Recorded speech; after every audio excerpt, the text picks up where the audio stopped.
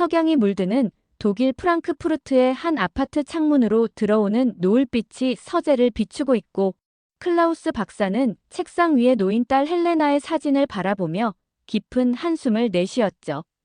사진 속 헬레나는 검은색 학사모를 쓰고 환하게 웃고 있었습니다.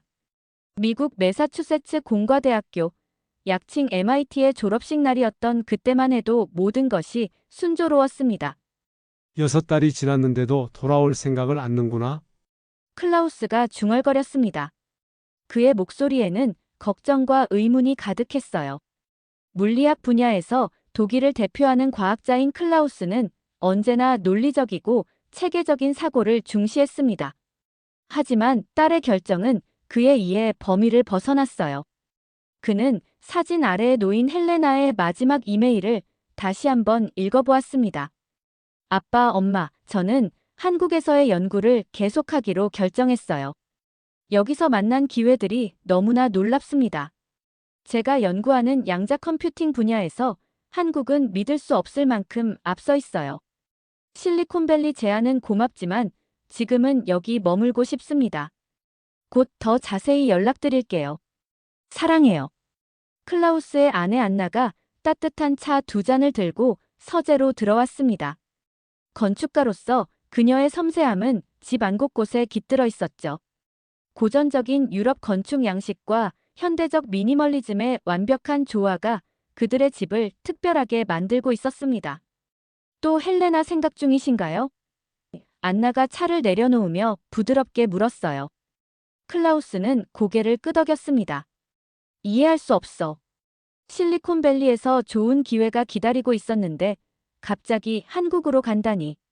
그것도 여행이 아니라 연구를 위해서라고. 안나는 남편 옆에 앉으며 말했죠. 우리 딸을 믿어야 해요. MIT를 수석으로 졸업한 아이잖아요. 분명 이유가 있을 거예요. 발전했다 해도 독일이나 미국보다 나을 수는 없잖아. 클라우스의 말에는 확신이 가득했습니다. 유럽에서 명망 높은 물리학자로서 그는 항상 서구 문명의 우월성을 당연하게 여겼거든요. 안나는 창밖으로 시선을 돌렸습니다. 프랑크푸르트의 도시 풍경이 어둠에 잠기고 있었어요. 최근에 헬레나와 연락해봤어요? 클라우스는 고개를 저었죠. 점점 연락이 뜸해지고 있어.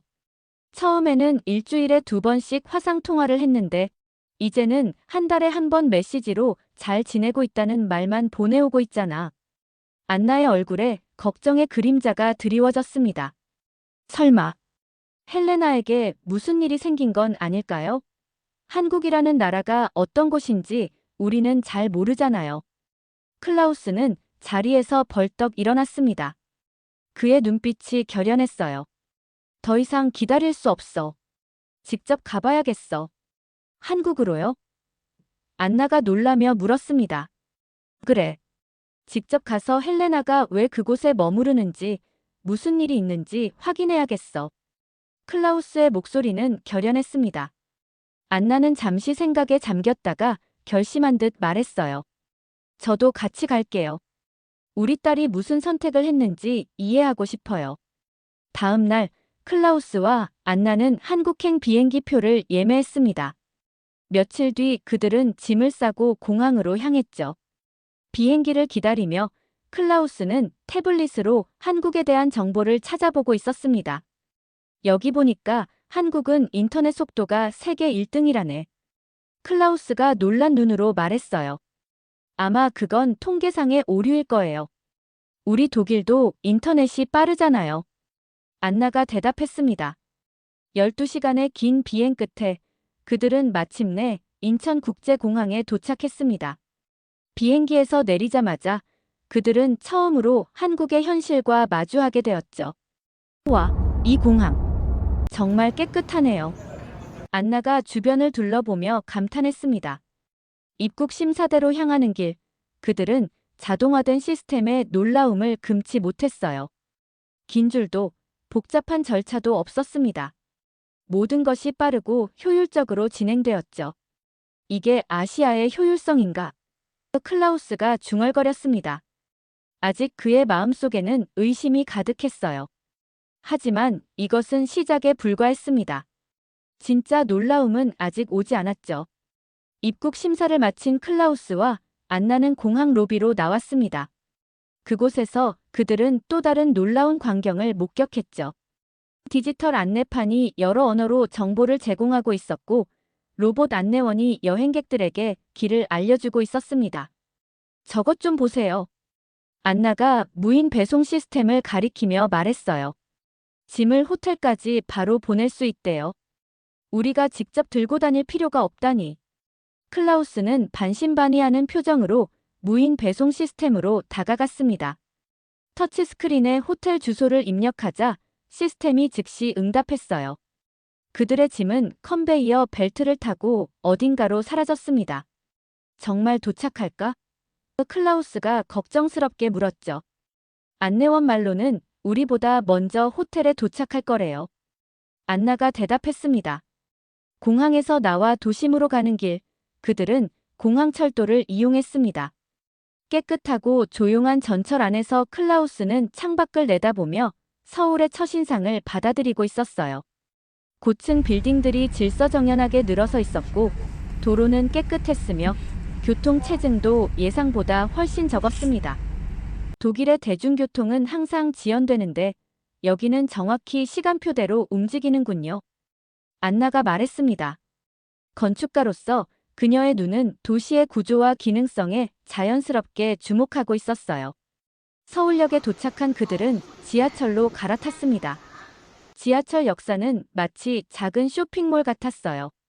깨끗한 화장실, 편의점, 심지어 작은 카페까지 갖추고 있었죠.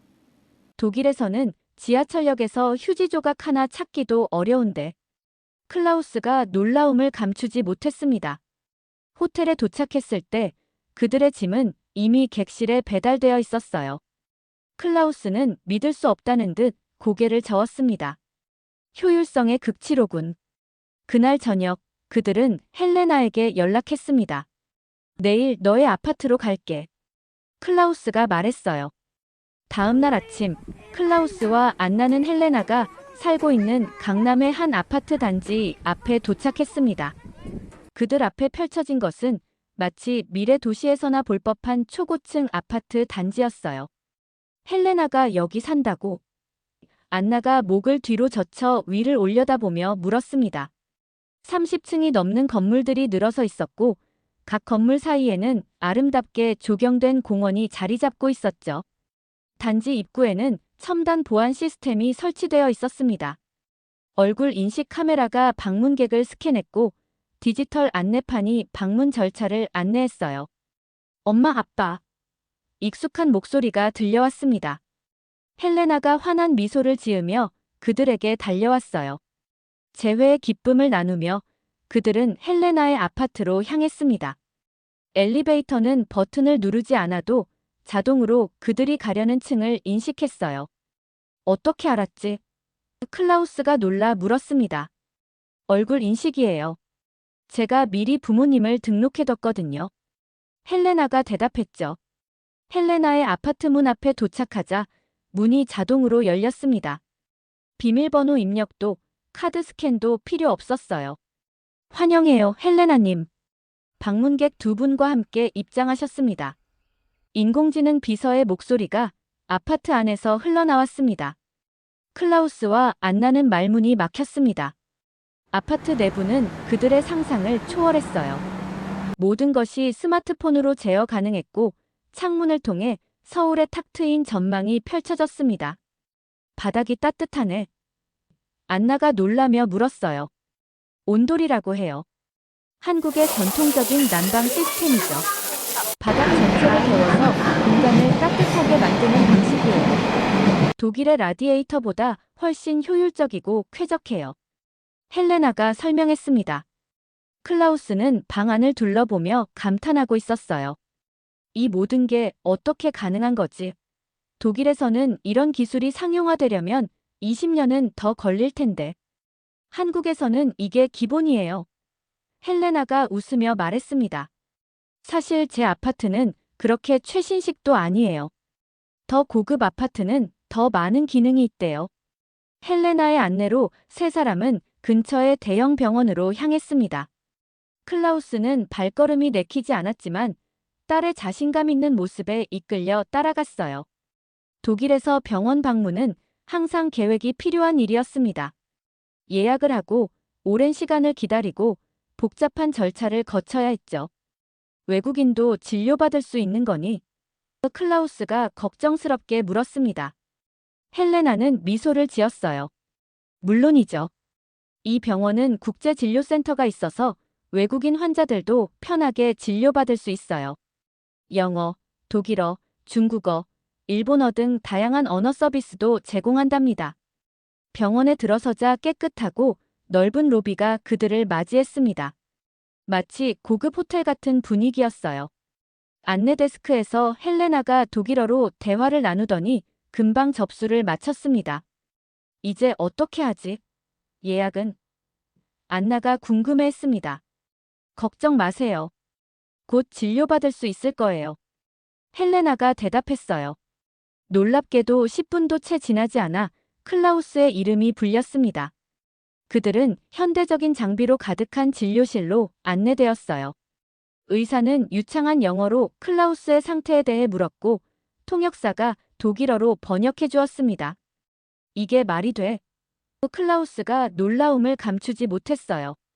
독일에서는 간단한 진료도 최소 2, 3주를 기다려야 하는데 검사 결과 클라우스의 허리 통증은 장시간 비행과 근육 긴장으로 인한 것이었습니다. 의사는 약을 처방하고 간단한 물리치료를 권했어요. 물리치료실로 이동한 그들은 또 다른 놀라움을 경험했습니다. 지금 바로 치료를 받을 수 있다고요? 안나가 믿기지 않는다는 듯 물었어요. 물리치료사는 친절하게 미소 지으며 클라우스를 치료베드로 안내했습니다. 30분의 치료 후 클라우스는 한결 가벼워진 몸으로 일어났어요. 통증이 많이 줄었군. 정말 놀랍군. 그가 감탄했습니다. 진료비를 정산하러 가는 길에 안나가 물었어요. 얼마나 비쌀까? 독일에서는 이런 치료를 받으면 수백 유로는 기본인데. 계산대에서 그들은 또 한 번 충격을 받았습니다. 진료비와 물리치료, 약값을 모두 합쳐도 50유로도 되지 않았어요. 이게 가능한 일이야?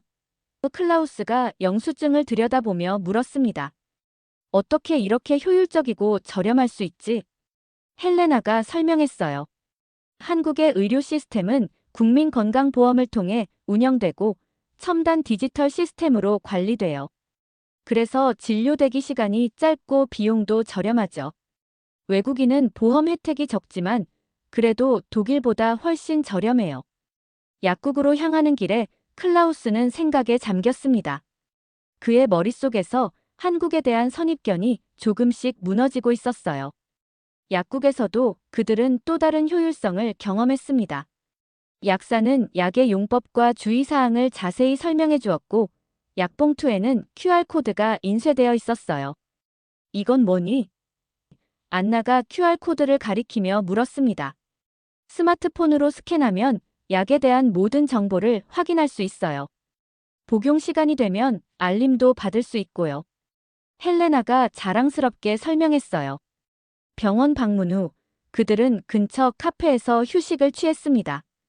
카페의 메뉴 주문은 테이블에 있는 QR코드를 통해 이루어졌고 로봇이 음료를 가져다 주었어요. 이건 마치 공상과학 영화에서나 볼 법한 일인데. 안나가 로봇 서버를 신기하게 바라보며 말했습니다. 다음 날 헬레나는 부모님을 자신이 연구하는 국립과학연구소로 안내했습니다. 현대적인 건물 앞에 도착하자 클라우스의 눈이 빛났어요. 물리학자로서 그는 항상 새로운 연구시설에 큰 관심을 가지고 있었습니다. 연구소 내부는 클라우스의 기대를 훨씬 뛰어넘었어요. 최첨단 장비들이 즐비했고 젊은 연구원들이 활발하게 토론하는 모습이 보였습니다. 이곳의 양자 컴퓨팅 연구팀은 세계적인 수준이에요. 헬레나가 자랑스럽게 설명했어요. 특히 양자 오류 정정 알고리즘 분야에서는 미국과 중국을 앞서고 있죠. 클라우스는 연구소 곳곳을 둘러보며 깊은 인상을 받았습니다. 특히 그를 놀라게 한 것은 연구원들의 평균 연령이 매우 젊다는 점이었어요. 이렇게 젊은 연구진들이 이런 수준 높은 연구를 하고 있다니. 클라우스가 감탄했습니다. 한국은 젊은 인재들에게 기회를 많이 제공해요. 나이보다는 능력을 중시하는 문화가 점점 자리 잡고 있거든요. 헬레나의 설명에 안나는 감동했어요. 그런데 연구 환경은 어때? 독일처럼 관료적인 절차가 많지는 않니? 클라우스가 궁금해했습니다. 헬레나는 웃으며 대답했어요. 아빠, 그게 가장 놀라운 점이에요. 여기는 연구 아이디어가 있으면 바로 시작할 수 있어요. 물론 안전과 윤리적 문제는 철저히 검토하지만 불필요한 서류 작업은 최소화되어 있죠.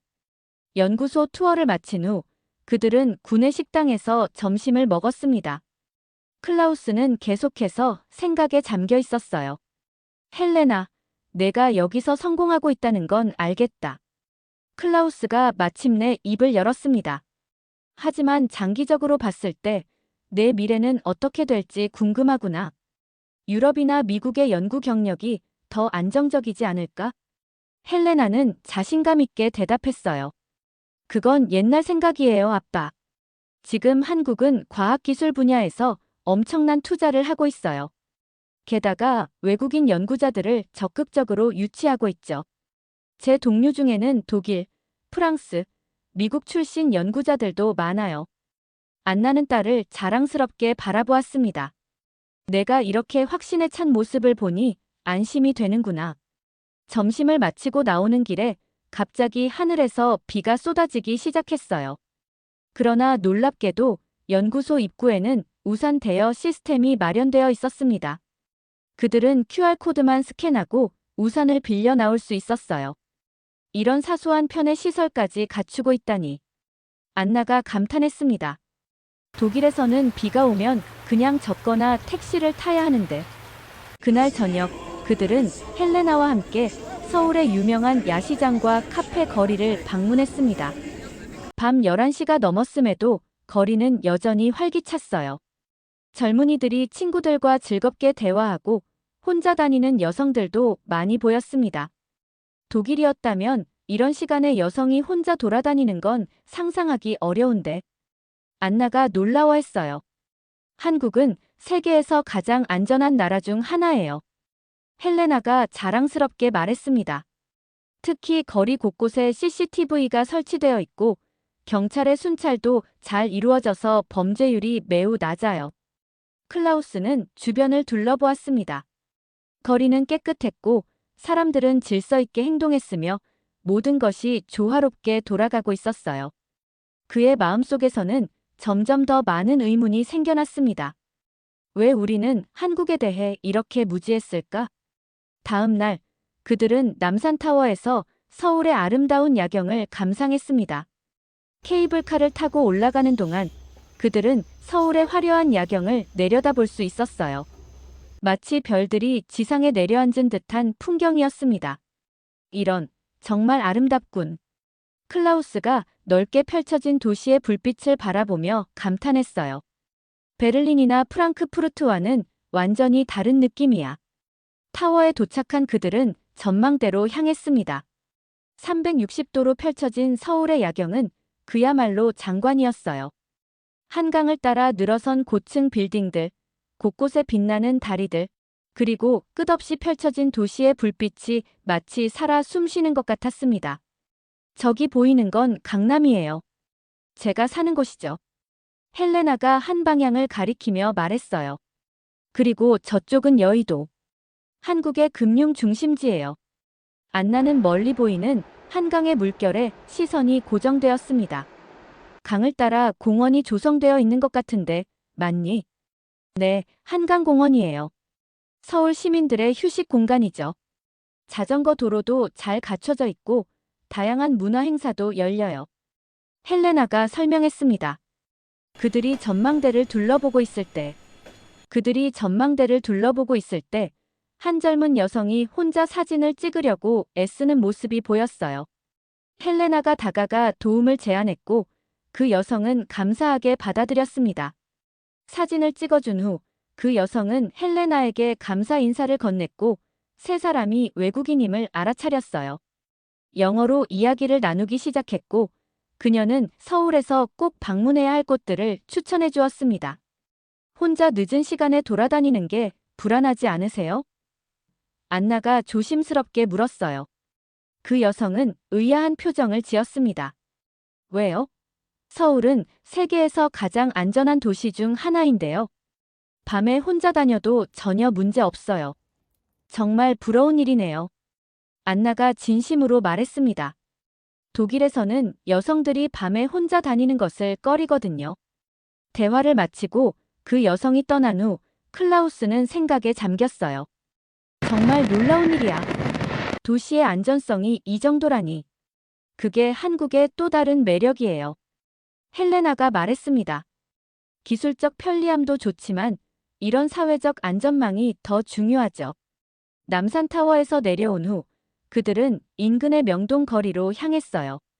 밤 11시가 넘었음에도 불구하고 거리는 여전히 활기찼습니다. 가게들은 여전히 문을 열고 있었고 야시장에서는 다양한 음식들이 판매되고 있었죠. 독일에서는 이런 시간이면 대부분의 상점이 문을 닫는데 클라우스가 놀라며 말했습니다. 그들은 야시장에서 다양한 길거리 음식을 맛보았어요.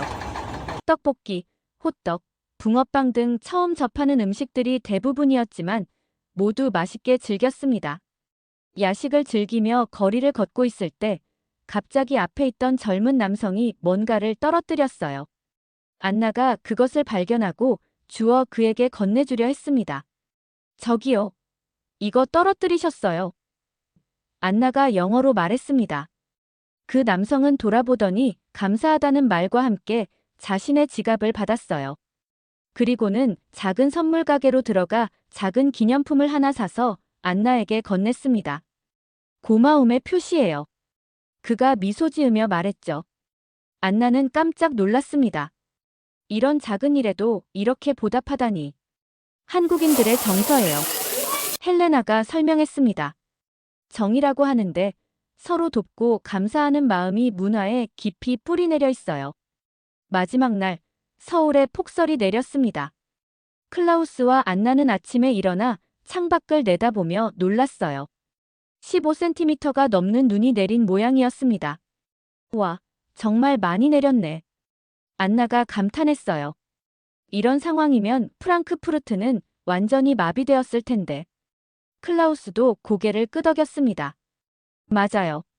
독일은 이 정도 눈만 와도 기차가 지연되고 도로가 통제되고 학교가 문을 닫지요.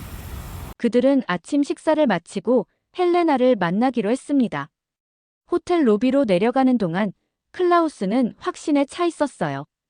이런 날씨에는 한국도 어쩔 수 없을 거야. 분명 지하철도 지연되고 길은 혼잡할 거라고. 그러나 호텔 밖으로 나오자 그들은 믿을 수 없는 광경을 목격했습니다.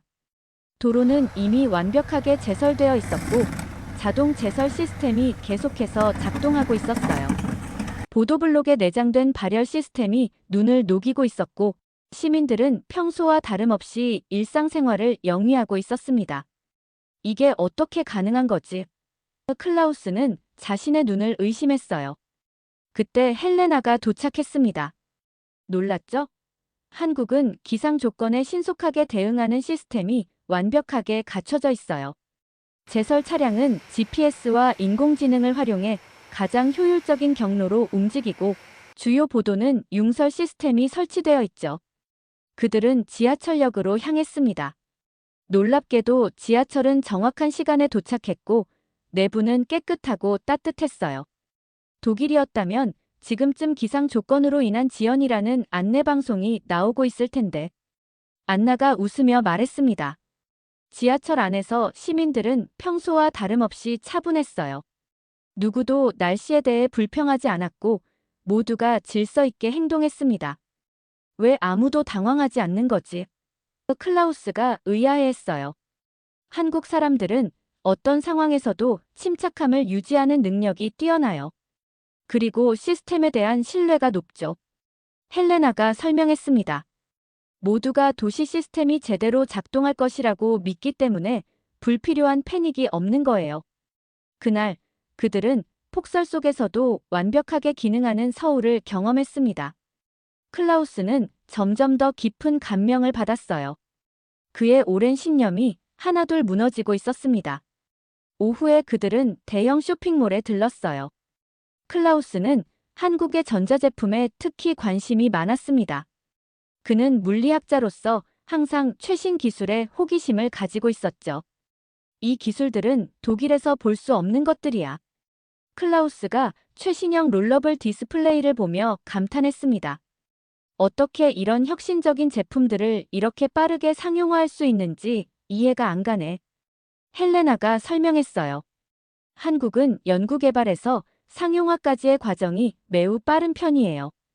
기업과 연구소, 정부 간의 협력이 원활하고 규제도 혁신을 방해하지 않는 선에서 유연하게 적용되죠. 저녁이 되자 그들은 한국의 전통시장을 방문했습니다. 현대적인 기술 속에서도 여전히 전통을 유지하고 있는 모습이 인상적이었어요. 이것이 한국의 또 다른 매력이에요. 헬레나가 말했습니다. 첨단 기술과 전통이 조화롭게 공존하죠. 전통 시장에서도 디지털 결제가 가능하고 전통 음식점도 앱으로 주문이 가능해요. 헬레나의 아파트에서 마지막 저녁을 보내며 세 사람은 한국에서의 경험을 되돌아보았습니다. 거실 창밖으로는 서울의 야경이 아름답게 펼쳐져 있었어요. 헬레나, 내가 여기 머물고 싶어 하는 이유를 이제 완전히 이해하겠다. 클라우스가 진지하게 말했습니다. 우리는 한국에 대해 너무 무지했어. 안나도 고개를 끄덕였어요. 맞아요. 처음에는 걱정했지만 이제는 당신의 선택이 얼마나 현명했는지 알겠어. 헬레나의 눈에 기쁨의 빛이 어렸습니다. 정말요? 부모님이 이해해 주시니 너무 기뻐요. 얼마나 많은 유럽 사람들이 한국의 발전상을 모르고 있을까? 클라우스가 생각에 잠겨 말했어요. 우리처럼 선입견을 가진 사람들이 많을 텐데. 그의 말에 안나가 반응했습니다. 그렇다면 우리가 알려야 하지 않을까요? 직접 경험한 사람으로서 한국의 진정한 모습을 유럽에 소개할 책임이 있다고 생각해요. 클라우스의 눈이 빛났어요. 그래. 내가 물리학회에서 한국의 과학기술에 대해 강연할 수 있어. 그리고 안나, 당신은 건축 컨퍼런스에서 한국의 스마트 도시 설계에 대해 발표할 수 있을 거야. 헬레나는 부모님의 변화된 모습에 감동받았습니다. 처음에는 그저 걱정으로 가득했던 부모님이 이제는 한국의 지지자가 되려고 하다니 놀라웠어요. 저도 도울게요. 헬레나가 말했습니다. 연구 자료와 최신 통계를 보내드릴게요. 부모님이 더 많은 사람들에게 한국의 진정한 모습을 알려주시면 좋겠어요. 그들은 밤늦게까지 이야기를 나누었습니다. 클라우스와 안나는 독일로 돌아가서 할 일들을 계획했고 헬레나는 한국에서의 연구 계획을 공유했어요. 그들 사이에는 이제 더 깊은 이해와 존중이 자리 잡고 있었습니다. 다음 날 아침 공항으로 향하는 길에 클라우스는 창밖으로 서울의 모습을 마지막으로 담아두려고 했습니다. 폭설 후에도 도시는 완벽하게 기능하고 있었어요. 헬레나, 너의 선택이 옳았다는 것을 이제 완전히 이해하게 됐다. 클라우스가 딸의 손을 꼭 잡으며 말했습니다. 처음에는 내가 단지 호기심에 한국을 선택했다고 생각했는데 이제 보니 그것이 얼마나 현명한 결정이었는지 알겠구나.